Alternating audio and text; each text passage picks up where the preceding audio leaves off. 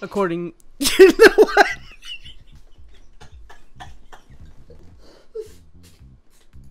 So as I was trying to say before my brother ended up laughing and then making me laugh, today we're gonna try and draw Deku when he's like staring into the sky. It was like a screenshot I found like a month ago and I was like, man, this looked fire, so let's draw it.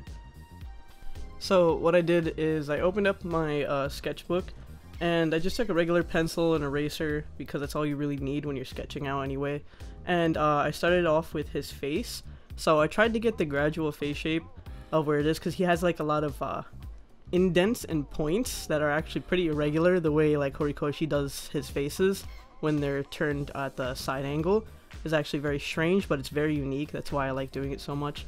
My whole thing was I was trying to do Horikoshi style, which by the way, if you don't know who Horikoshi is, he invented My Hero Academia, and I was trying to mix his style along with my style to try and make it look like that image. And as you can see here, I did his face like a good 1, 2, 3 times, so this way I could get like the overall look, which was him looking up at the sky. And at first I didn't take that into account. I was just trying to do his face shape. So after a while I was like, crap, he's not looking up. So that's when I try and focus the third little head doodle on looking upwards. From there I tried to practice doing the eye a little bit more because that's what's giving off the fact that he is looking at the sky. So I just had to make sure that I was aware of that when I was drawing it, when it was towards like the final version. So I practiced the eye like a good 2 times, and like looking back I should have practiced it way more because I made everything too long in my sketch, when in comparison the face is actually much wider, especially from the side. So that's a problem I've always had. I still suck with side angles. It's whatever, I'm practicing. I'm not like amazing, but I'm pretty alright. So from here I'm thinking, okay, I think I got a good idea of where this is going, and that I want to transfer it onto the paper that I'm going to be coloring on, because you can't color in like sketchbook paper. It'll just soak up the ink and you're gonna have like no ink left in your marker, and that's gonna suck. So switch to cardstock, guys. Here I'm trying to tell myself maybe I should border this off to make, you know, life easier on myself, but I didn't do that because I don't know where my ruler went. I've been looking for my ruler for like a month now and I have no idea where the hell it went. Anyway, I took my Prismacolor color erase pencil, and I think Rose, because I just really like the color, looks nice under the markers and everything, and I drew a little circle to give myself like a starting point. But the thing is, sometimes that helps and sometimes it doesn't. You should have a better way of a starting point, but I've just been doing that for like years and it's like a habit, bad one that I need to break. So I start off with like drawing the angles of the face. By the way, the reference is in front of me because I'm not like a magical god where the image is in my head and I'm like, oh yeah, I got this. No, I had it in front of me the whole time. I heavily suggest you guys do that too. Keep the reference in front of you or near you or something, so this way you can look back at it and then like see what you're doing right and wrong. So from here I'm carving out the face and I'm trying to put it at the right spot of the paper, and then as I'm drawing it I'm realizing that it's way too low on the paper, so I just erased it and I decided to just restart that sketch all over again because I wanted it to fit the whole paper.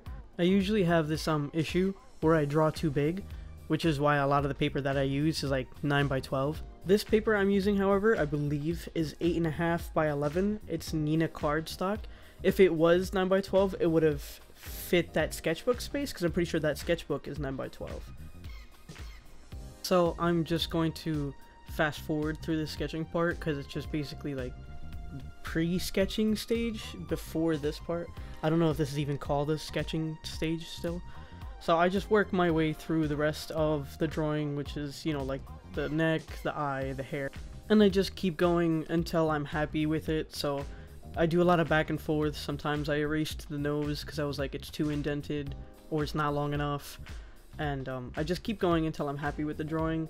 By the way, I completely forgot, there's bandages on my index fingers because I have a tendency to be dumb, especially like when I'm cooking and I end up like burning or cutting by accident.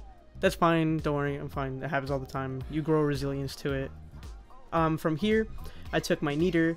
After I was happy with the sketch, I rolled the kneader on top to pick up any kind of like lead well, not lead, graphite. Nobody uses lead in their pencils anymore. It's like toxic. But anyway, from there I took my Copic liner and 0.5 because it is a bigger drawing and I'm gonna need thicker liner, so this way it stands out a little bit more, especially in the My Hero style. Black line art is a very like prominent thing, and it's one of the things that the artist uses to his advantage. It's actually very nice. I like the look of it personally.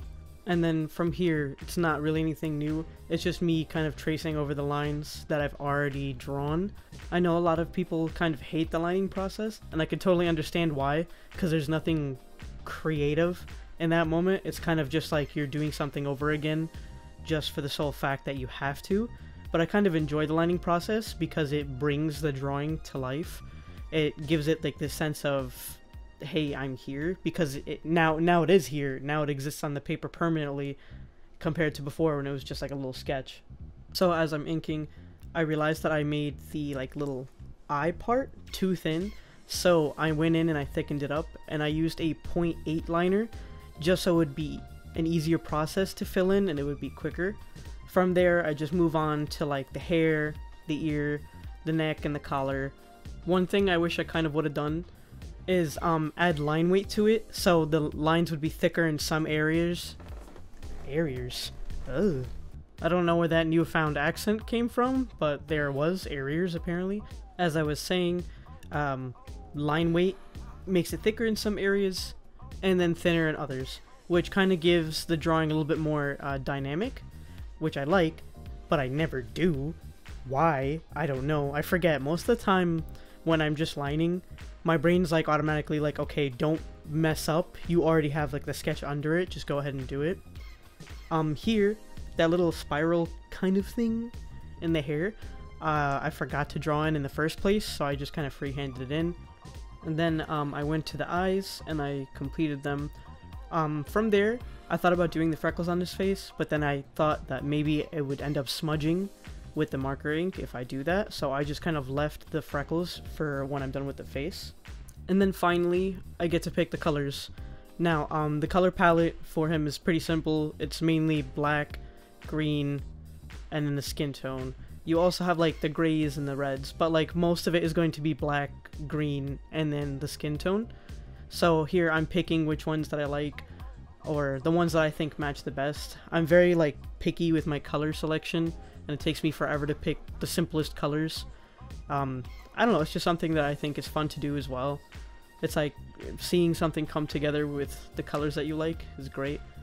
Here's a gum wrapper because I needed to write down which ones that I was going to go get from the other room, because I don't have the markers here in front of me, which I wish I did, but I don't, because this isn't even my desk, it's my brother's. So I get the markers, cue the shot where you throw the markers down, and then I start off with the base skin tone, which in this case is E000, and then I just color along down the face. I start off usually at the top, and then I just make my way down. As I'm coloring, I'm realizing this marker is super dry, so I go ahead and fill it with some ink.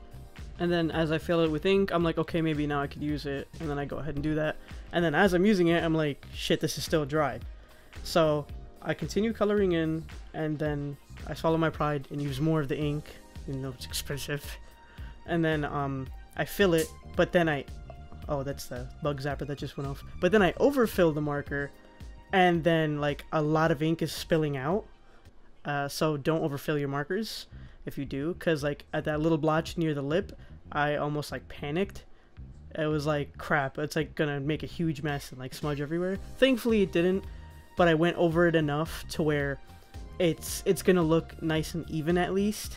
So if you're going to make a mistake and make a patch somewhere, you're gonna have to just fill it up again just so it looks nice. You don't have to, but I do. I mean, we're all different, you know. Anyway, I used E00 as like the first shade. Yeah, the first shade layer, because I do multiple layers to make it look a little bit more in depth. So I go in with E00 and blend it back out with E000, so this way it looks a little bit more like smooth and almost has like kind of a gradient. Everybody colors differently. Some people don't even like to use gradients when it comes to markers. I personally do. That's why I even got alcohol-based markers in the first place because you can blend with them. So I just use the same technique with the E00, E02, and E04, and I keep going until I'm happy enough with the depth that it's created on the character. So from here it's just me coloring more. I left it because I feel like a lot of people like to see the face come together, which I personally do. Maybe not everybody, but yeah. And then from there, I do the same technique with the ear and the neck. Afterwards, I take my black marker and I put the shadows where they're designated to be, such as under the chin and then in the black part of the hair. Some people use a darker green, like a super dark green, but I just use straight up black because I wanted to go kind of after how the anime was colored. So I take the black, I fill in the entire black area of the hair, and then I go back in with the liner now that I'm done with the skin, and then I add his little freckles and I gave the neck some shading depth. From here I go to the green parts of his hair, and I used I think G05 and G07 together in order to get this little light and dark effect. And then from there I just continued it on the rest of the pieces of the hair where the green would go. After that I decided to shade the inside of the eye with a gray, but I took the gray too far down. That was my bad. Shouldn't have done that because I really don't like the way it looks. And then I colored it in. So from here I go to the collar. It's originally white, but I don't like leaving white spaces on the character unless it's like a strategic thing. So I used really light grays to try and help simulate that it's a whiter or lighter shirt.